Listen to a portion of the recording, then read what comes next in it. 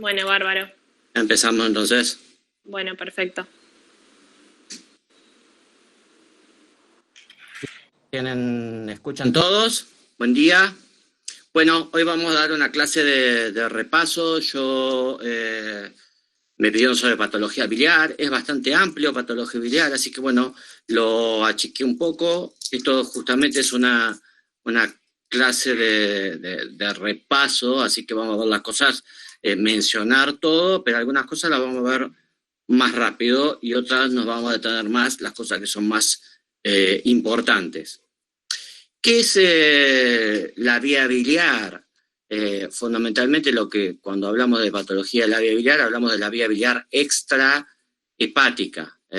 Y primero hay una parte que es intrahepática y una parte que es extrahepática.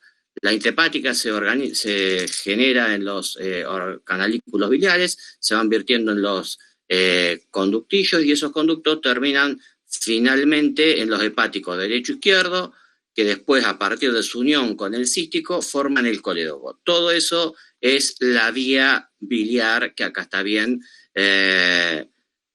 demostrada. El conducto izquierdo, el conducto derecho, el común, el colédoco y la desembocadura del colédoco en la segunda porción del duodeno.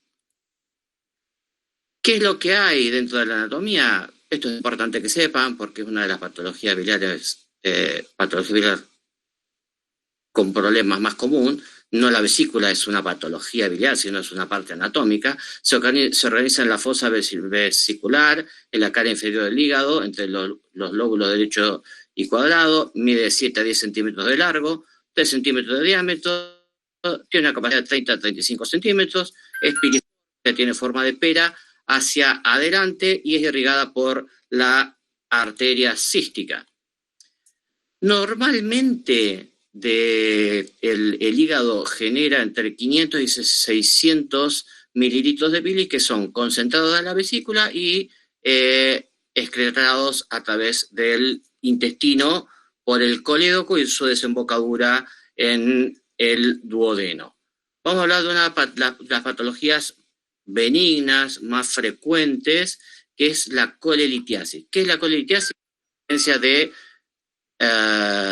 cálculos en la vesícula. Aumenta con la edad, son más frecuentes en las mujeres y el síntoma principal es esto, el cólico biliar. Esto es lo importante que ustedes tienen que saber, que la colelitiasis o la litiasis dentro de la vesícula, el síntoma es el cólico biliar.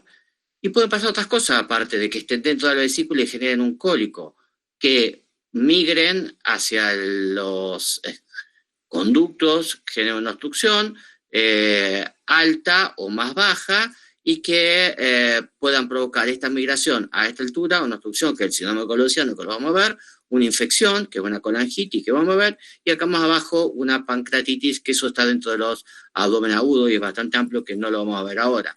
Pero entonces, dentro de las complicaciones de la litiasis, vamos a ver otras cosas después, pueden ser eso dentro de la migración y que existan dentro de la vesícula sus complicaciones.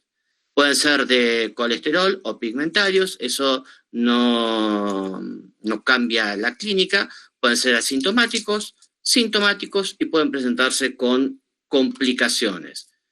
Tenemos que ver cómo son estos, el cólico biliar, con qué frecuencia, dónde es que está el dolor, cuál es la intensidad, cuándo se presenta, si hay signos físicos como dolor en el cuadrante superior derecho o hipocondrio derecho, y las imágenes diagnósticas para hacer el diagnóstico de este cólico biliar. Lo más común que es una ecografía que se ve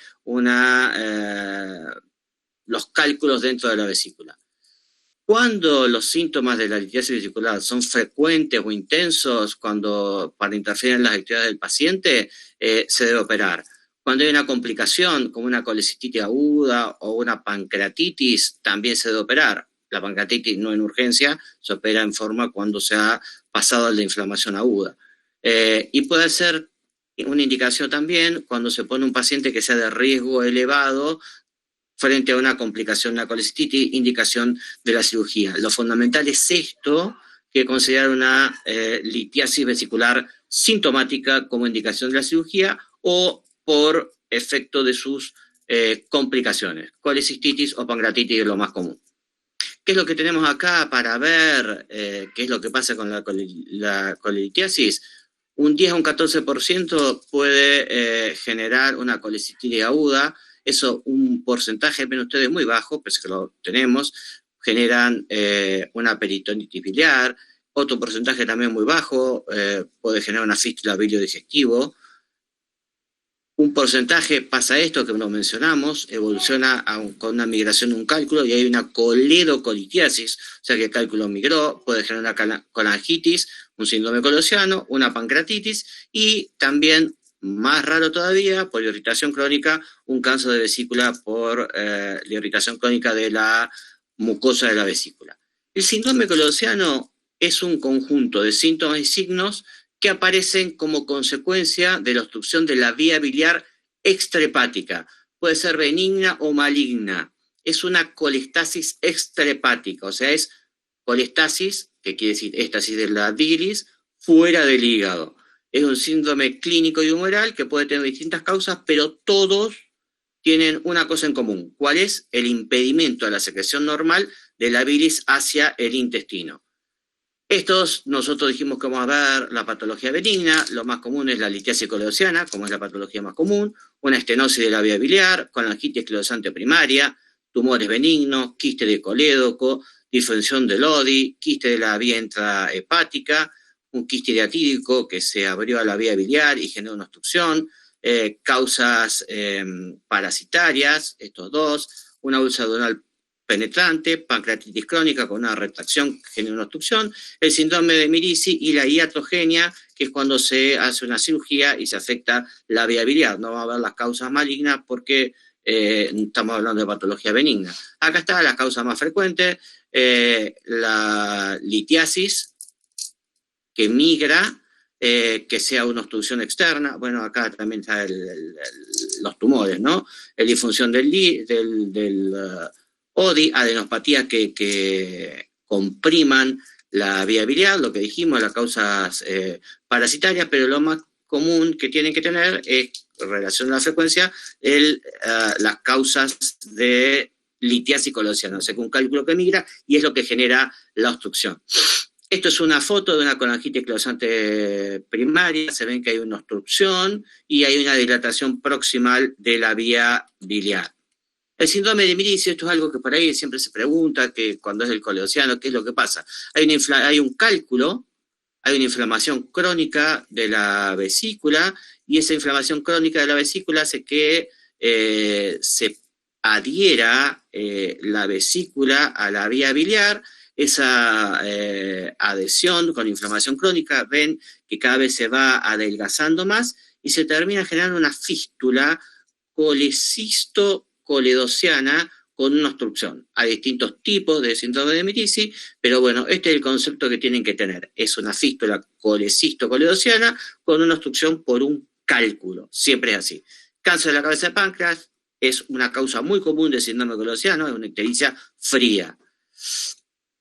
Volvemos a ver acá de nuevo las causas de síndrome colosiano, repasando un poquito. Lo más común, litiasis. Las otras causas más comunes, que no deberíamos decir porque estamos hablando de patología benigna, pero en colosiano sí es importante, cáncer de la cabeza de páncreas, cáncer de las vías biliares y pancreatitis crónica. ¿Cuál es el diagnóstico del colosiano? Estas son las tres cosas que es importante que ustedes sepan. Síndrome colosiano, que es ictericia, coluria y acolia. ¿Tá? Puede agregarse prurito y fiebre, pero estos son los síntomas importantes. Ictericia, coluria, acolia o hipocolia es el síndrome colosiano. Vamos a ver más adelante otra triada, justamente ahora, que es la de la colangitis. Este es un cálculo que, aparte de migrar y generar una obstrucción, como en el síndrome colosiano, se agrega algo más, que es la infección. ¿Qué es lo que tiene otra triada? ¿Cuál es? Tiene fiebre, porque hay infección, hay dolor y hay ictericia.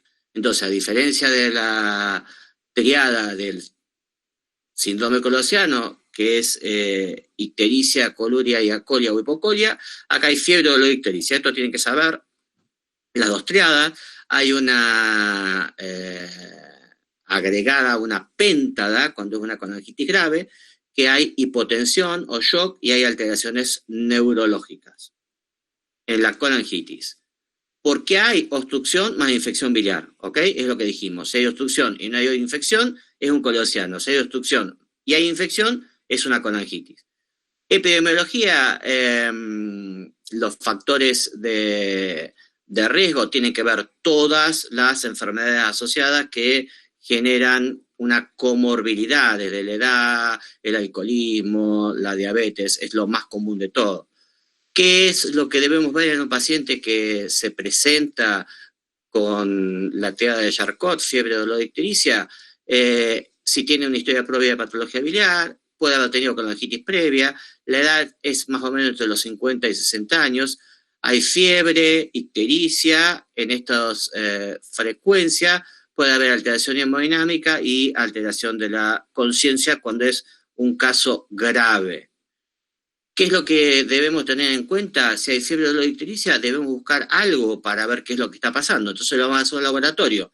Hay un hiperbilirrubinemia, porque vimos que hay ictericia, por supuesto, a predominio directo. Hay aumento de los leucocitos, hay aumento de la eritrosedimentación. Hacemos una ecografía, que es lo primero que se hace frente a este tipo de patología.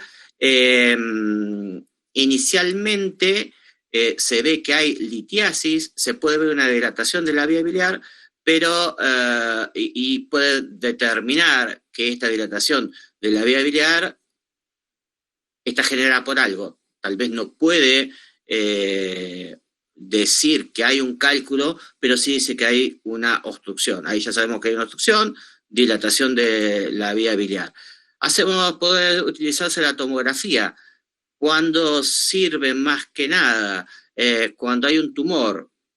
Es raro que frente a un tumor haya una colangitis. Habitualmente cuando hay un tumor hay una compresión completa y no hay reflujo biliar, que es lo que pasa para que aparezca una colangitis. O sea, refluye contenido intestino y por eso hay se contamina con gérmenes. Esto es lo mejor. Si se puede hacer y el paciente nos da de acuerdo a la clínica, se hace una colangioresonancia magnética y es superior para la detección de la litiasis coledociana y para describir cuál es la causa, ¿no? O sea, ver la dilatación y ver cuál es qué fue lo que lo generó. ¿Cuál es el problema que tiene? Son caros, no puede usarse pacientes que tienen claustrofobia, esto hay resonadores abiertos, pero hay algunos que no tienen, no permite drenar la vía biliar, obviamente son mecanismos de diagnóstico. Esto también nos puede servir para el diagnóstico del síndrome colosiano, la colangio-RMI. La retrógrada es el más sensible para hacer el diagnóstico de la obstrucción, pero acá no lo usamos como diagnóstico. ¿Por qué? Porque tenemos un método menos invasivo. Esto es un método invasivo que puede tener complicaciones de por sí, pero sí es muy importante en lo que vamos a ver con respecto al tratamiento ahora adelante. ¿Qué es lo importante frente a la colangitis? Estabilizar el paciente, darle antibióticos y definir en qué momento se va a hacer esto, que es importantísimo, drenar la vía biliar, porque la vía biliar es pus que está a presión dentro de la vía biliar. Se infectó, se obstruyó y eso está a presión.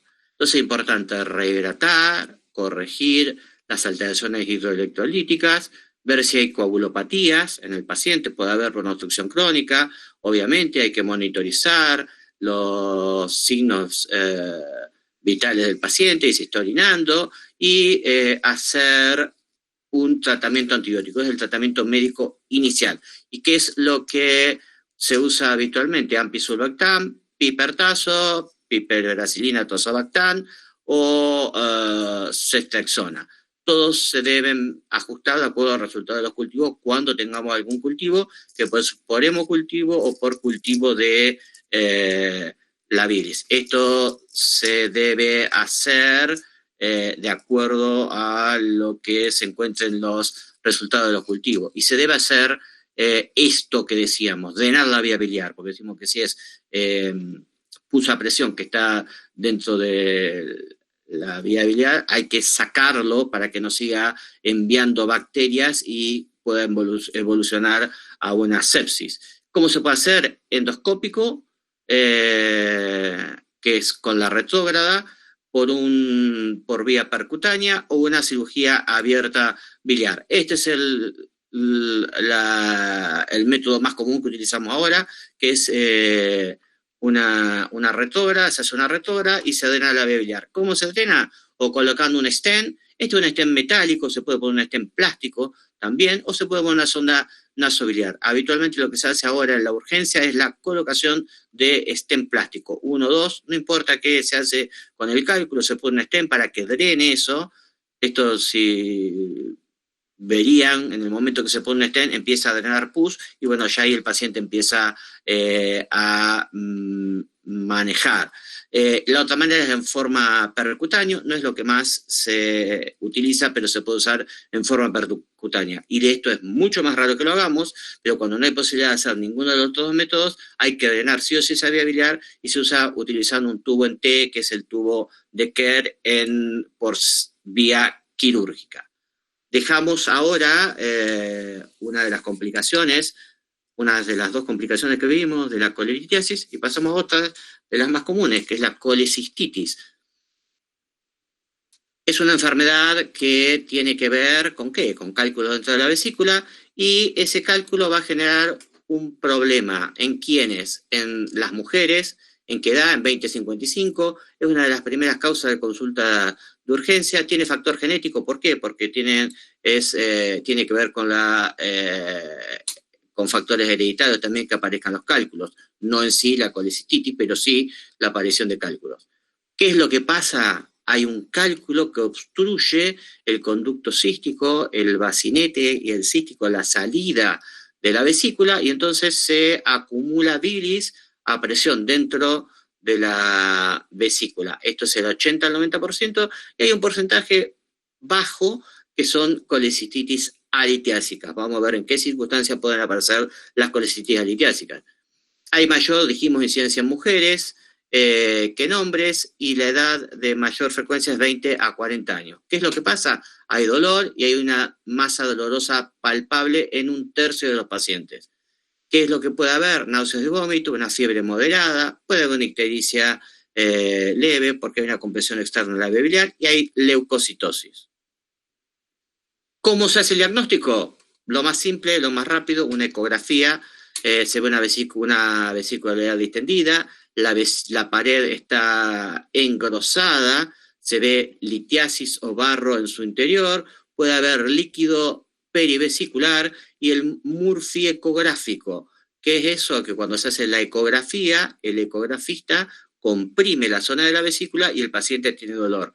Eso es la diferencia con el Murphy semiológico, que es el dolor, la supresión de la inspiración por dolor a la palpación profunda en hipocondrio derecho. Una vesícula normal tiene una pared fina, y un paciente con colecistitis aguda tiene una pared engrosada, y hay un cálculo. Este es un cálculo de tamaño, puede ser más pequeño, y hay un cálculo que está en el bacinete, que si el paciente, el ecografista, lo hace mover, no se mueve, está enclavado, y la vesícula aumentó de tamaño en las paredes, y también puede tener aumento del tamaño transversal de la vesícula. El tamaño longitudinal no tiene importancia para el diagnóstico de colecistitis ni de ninguna otra patología. ¿Qué se puede ver? En una radiografía simple de abdomen no se ve mucho, puede verse si hay cálculos calcificados, y hay una colecistitis que se llama enfisematosa, que es una colecistitis grave, que se ve en algún paciente que tiene alguna comorbilidad, se ve una delimitación del perímetro de la vesícula, pero en sí no es lo que más datos va a dar. Hay una leucocitosis con desviación a la izquierda, puede haber aumento de las enzimas hepáticas, puede haber un aumento leve de la amilasa y la lipasa, puede aumentar un poco la bilirrubina, pero lo característico es el aumento de los leucocitos. ¿Qué es lo que vamos a hacer? Le vamos a dar al paciente nada por boca, se pone una hidratación, se pone antibióticos, se da analgesia, no siempre opiáceos, se puede empezar con analgésicos, con DAINES tipo diclofenac, y el tratamiento es la colestectomía laparoscópica. Esto vamos a ver una cosa que es la colecistitis aguda alitiásica, que cuando aparece, cuando el paciente tiene una colecistitis, pero no hay cálculos. ¿Y por qué puede verse eso? Lo vemos muchas veces en pacientes que están en terapia y tiene que ver con la deshidratación, con ayuno prolongado, con alguna patología sistémica, cuando hay una sepsis, en pacientes con trauma, cuando hay retorcimiento o cuando hay una... esto es muy raro que pase, que haya un vólvulo, por ejemplo, de la vesícula. Esto no pasa porque la vesícula está adherida al lecho hepático, puede ser por una trombosis arterial cística. Ustedes ven que son todas patologías de pacientes graves y habitualmente son pacientes con trastornos vasculares. Esto es por qué se genera la colecistitis alitiásica, deshidratación, shock, todo termina con esto, ¿tá? Con una oclusión microvascular y una hipercoagulabilidad y genera la colecistitis alitiásica. ¿Cómo se trata? Con una colestectomía, con antibióticos, y se ve cómo evoluciona, o con una colestectomía percutánea. Obviamente, si es un paciente grave, no lo vamos a someter a cirugía, iniciaríamos tratamiento con antibióticos, y una respuesta se hace una colestectomía percutánea, que es por punción, con guía ecográfica o tomográfica. Lo más común es la guía ecográfica, que hasta esto se hace en los pacientes graves en la misma cama de terapia. La colecistectomía se puede hacer de las dos maneras, laparotómica o laparoscópica. Lo ideal es el tratamiento precoz y por laparoscopía. El gold standard del tratamiento de la litiasis vesicular y de la colecistitis es la colestectomía laparoscópica. Y habitualmente hacemos esto, tratamiento temprano. El tratamiento conservador no es común que lo hagamos. Ahora, en este momento, sí se vio de nuevo esto. ¿Por qué? Porque por esta epidemia de coronavirus, que se prefiere no operar pacientes para no ocupar camas y no someter a un paciente que podría requerir terapia, entonces no se opera ese tratamiento médico. Si ese tratamiento médico no evoluciona, se va a la cirugía, pero lo habitual es que se haga una colecistectomía laparoscópica. Acá, exactamente como dice, la colecistectomía laparoscópica temprana es el tratamiento de elección para la colecistitis. ¿Cuándo le damos antibiótico? En una colecistitis dijimos que la causa era obstructiva, entonces no hay habitualmente gérmenes, una obstrucción por un cálculo, no debería haber gérmenes, pero hay un porcentaje que sí, y eso pasa cuando vemos que hay fiebre alta o los blancos son también altos. Esto habitualmente, nosotros de rutina damos antibióticos antes de la cirugía, y se puede hacer ciprometo o una cefalosporina de segunda o de cuarta generación. ¿Cuándo lo hacemos? Cuando empezamos la cirugía, se usa en forma profiláctica, si termina bien la cirugía sin ningún problema, después no haría falta seguir con los antibióticos, excepto que veamos que hay una infección o hay alguna contaminación, entonces sí se continúa con los antibióticos, que por ahí lo más común que se usa en este momento es ampicsulbactam o ciprometo o, como decíamos, alguna cefalosporina de generación avanzada. La colestectomía percutánea es cuando el paciente no se puede operar y no resuelve el tratamiento médico.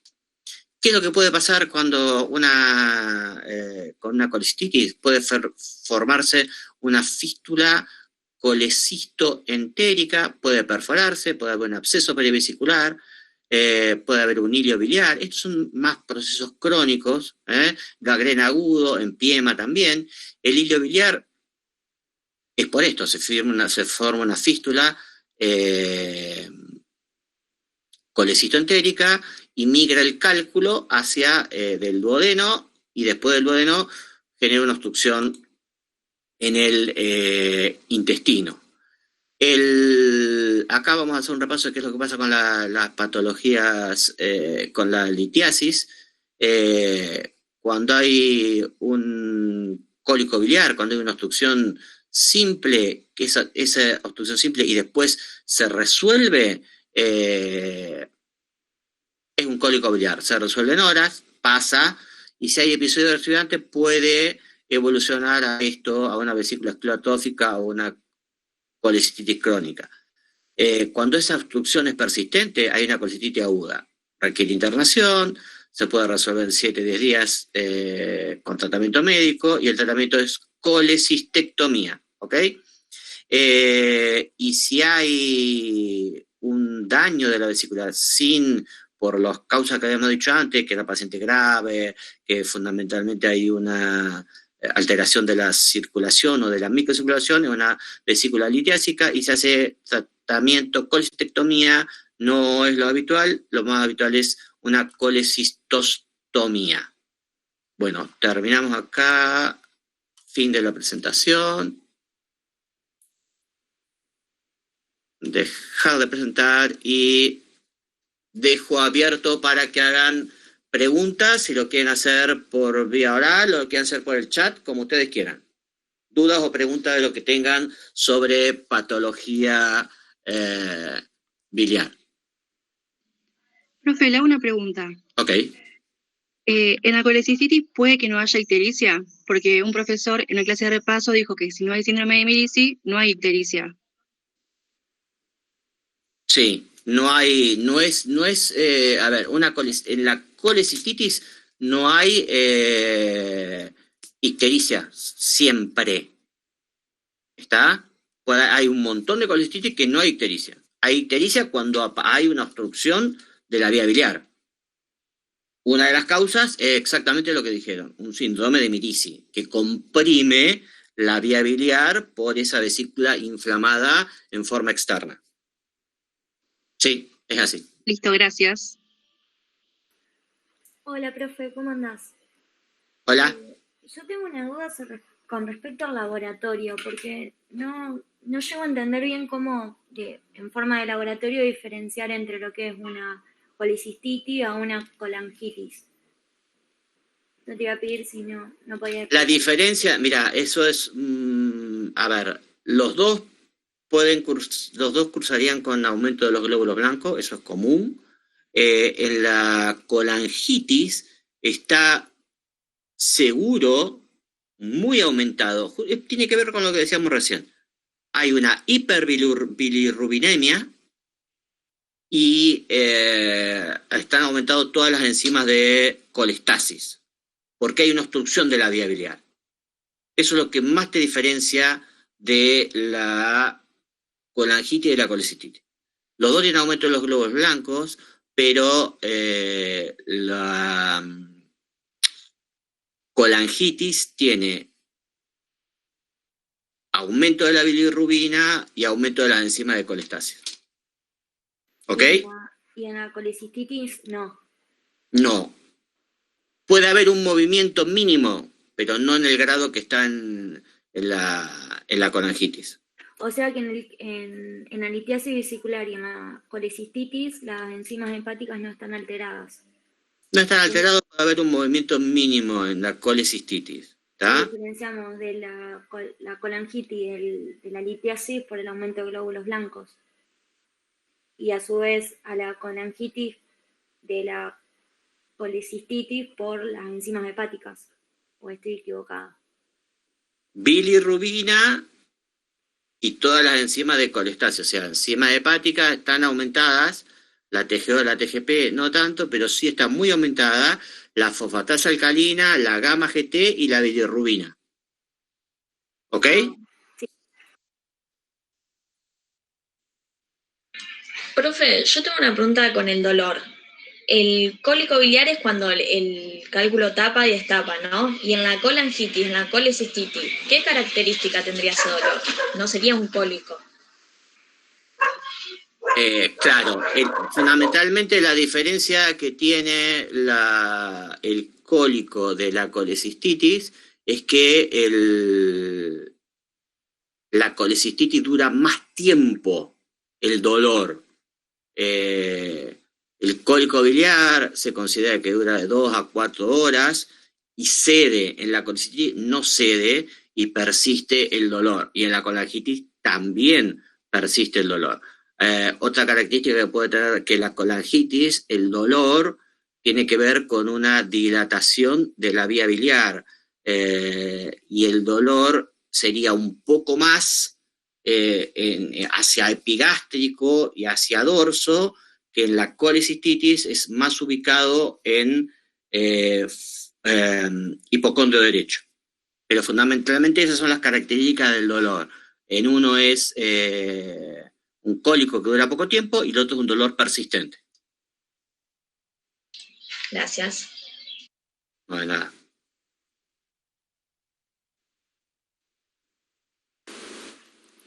Profe, Hey. en el caso de, le hago una pregunta, en el caso de una vesícula con cálculos pero asintomática, ¿se hace una colecistectomía o se evalúa hacer algún tratamiento médico? No hay ningún tratamiento médico de la litiasis vesicular que esté demostrado que sirva. O sea, se habló de ondas de choque, como si fueran las litiasis renales, de ácido desoxicólico. Eso no está demostrado que sirva. Si hay litiasis vesicular, la única solución es la colestectomía, porque es una vesícula enferma y va a volver a generar esos cálculos. Si fuera, se podría discutir si es una vesícula, una litiasis asintomática, o sea, que no da ningún síntoma, que fue un hallazgo. Eso también es medio raro de demostrar. ¿Por qué? Porque si uno empieza a preguntar al paciente, sabemos que el signo clásico es el cólico, pero hay otros síntomas que están asociados a la litiasis vesicular, que es todo lo que se llama la dispepsia calculosa, que bueno, son todos esos síntomas inespecíficos. Y si uno le empieza a preguntar al paciente, y siempre algún síntoma de esos encuentra, si nos ponemos exactamente a decir qué es lo que tiene que ver, cuál es el síntoma cardinal de la litiasis, es el cólico. Entonces, el cálculo cólico no fue sintomática y no hay alguna postura de decir que no se debe, no es que no se debe, que no es necesario operar al paciente con una litiasis asintomática. Ahí entra todo un montón de consideraciones, de ver la edad, comorbilidades, si es litiasis única, el tamaño, pero tratamiento médico, no. Ah, perfecto. Y otra cosa, usted habló de ictericia fría, ¿puede Sí. ser? ¿A qué se refiere con eso? La ictericia fría es cuando no hay fiebre ni dolor. Eso es característico yo se lo mencioné en el síndrome coledossiano, del cáncer de páncreas. Fundamentalmente es la característica de los tumores, la ictericia fría, para diferenciarlo, por ejemplo, de una colangitis, que sea la ictericia caliente con fiebre y dolor. Ah, perfecto. Eso es lo Listo. que decimos habitualmente con ictericia fría. Bien, gracias. No, de nada. Profe, disculpe, esa ictericia es progresiva, ¿no? O sea, la del cáncer.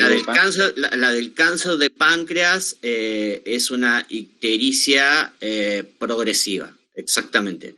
Se dice que el cáncer de páncreas, cuando muerde, no suelta más. O sea, una vez que mordió, que comprimió la vía biliar, un cáncer de la cabeza del páncreas, nunca más va a a desobstruirse, entonces cada vez va a estar el paciente más ictérico. Hay una sola excepción a esta patología neoplásica, que es específicamente el cáncer de la papila, que da ictericia intermitente. ¿Por qué? Porque crece, se necrosa, se desobstruye y mejora la ictericia. No es un cáncer de páncreas, es un cáncer de la vía biliar de la papila. Tiene dos cosas, esta ictericia intermitente y puede tener también hemorragia digestiva. Porque cuando hace esa necrosis tiene un sangrado.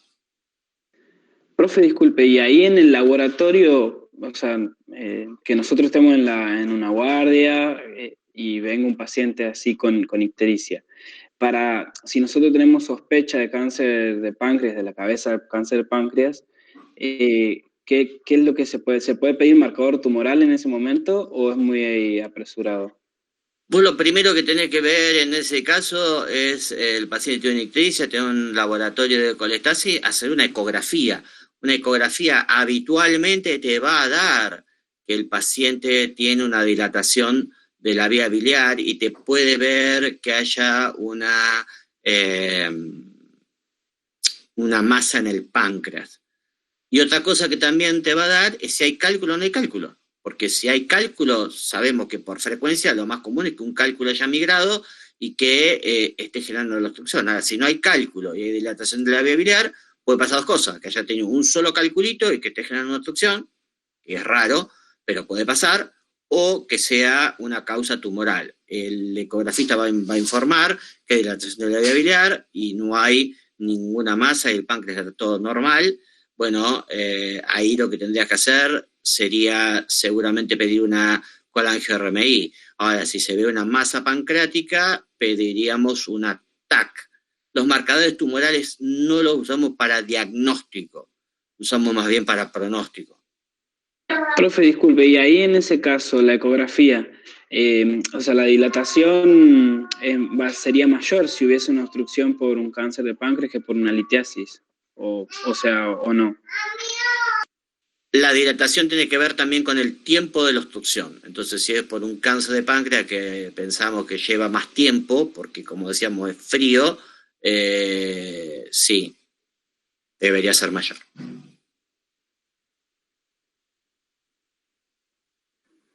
Profe, buen día. Buen día. En un cáncer de vía biliar superior o media, ¿también va a dar una ictericia fría? Sí.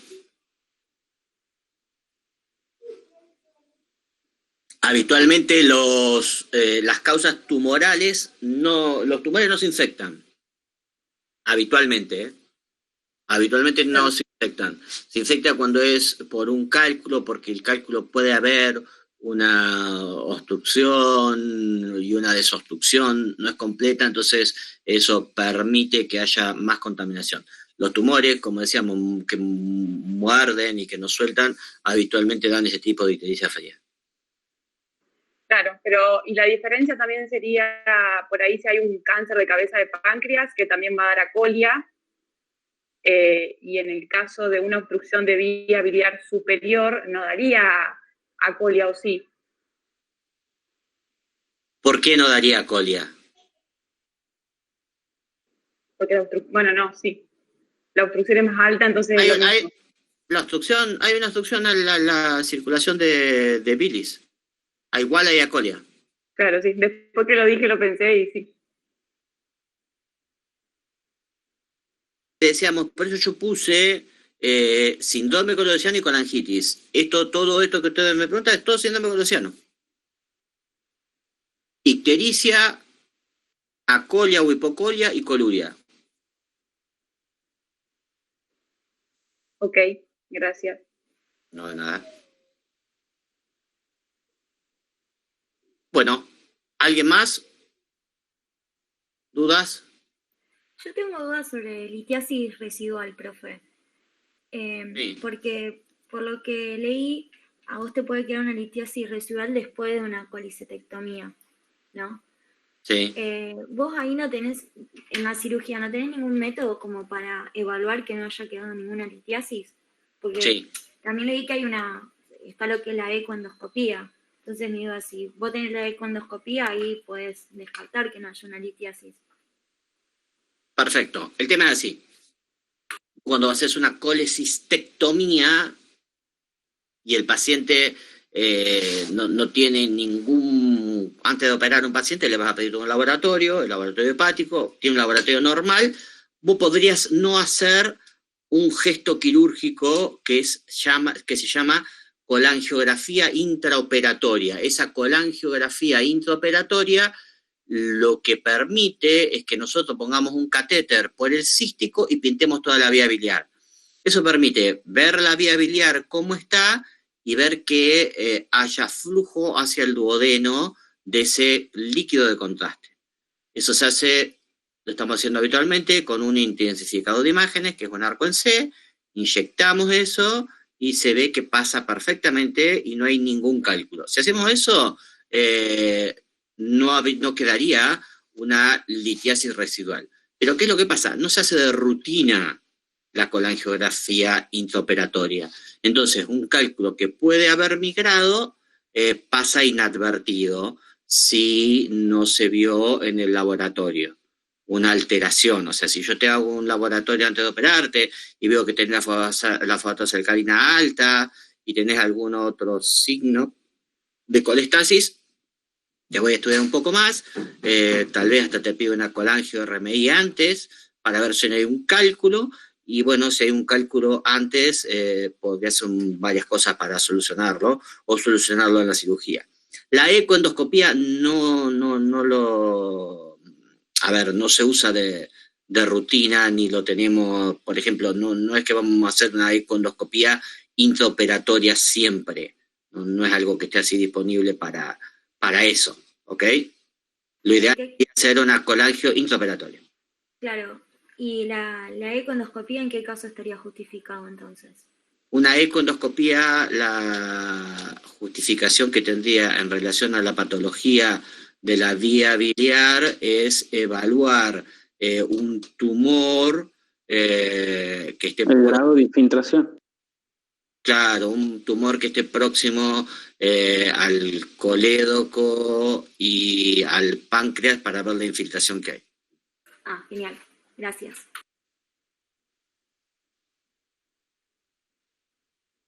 Profe, ¿y una CPRE para, previa a la colecistectomía?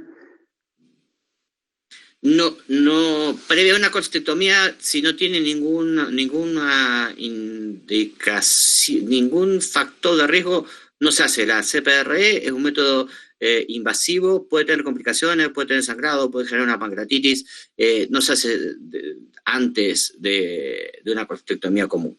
Si el paciente tiene, nos da indicio de que pudiera haber un cálculo en la vía biliar, tenemos que investigarlo. ¿Qué indicios, cómo decía que pueden ser esos indicios? Bueno, una ecografía que haya dilatación de la vía biliar, un laboratorio alterado. Entonces, ¿qué hacemos frente a eso? Primero vamos de lo menos invasivo a lo más invasivo.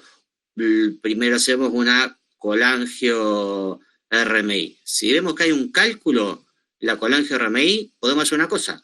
Antes de operarlo, 24 horas antes de operar al paciente, le hacemos una...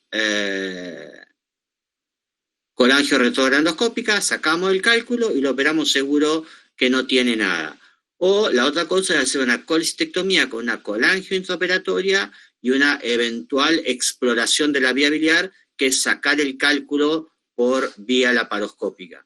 Y si eso no se puede hacer, no se puede lograr esa extracción por vía laparoscópica, bueno, después... se hace una colangio retroendoscópica, o hasta se puede en algunos lugares que tienen la disponibilidad y lo pueden hacer intraoperatorio. ¿Ok? Sí, porque lo que pensaba era si estaba el cálculo enclavado en la papila, era más fácil hacer una papilotomía endoscópica que en el momento de la colecistectomía, no sé, o sea, se meten guías o canastillas para sacar el cálculo. Se meten guías y se meten canastillas igual que por la retrógrada. Una canastilla de dormia que se saca, o se puede poner un catéter y empujarlo a través de la papila. si estuviera ahí el cálculo, ¿no? Bien, ¿Y en gracias. ese caso también se hace la colecistectomía después? Siempre se hace la colecistectomía. Siempre que hay cálculo se hace la colecistectomía. Porque si nosotros sacamos, a ver, si hubiera un cálculo solo y que hubiera migrado, después va a volver a hacer un cálculo, porque si hizo uno lo va a volver a hacer.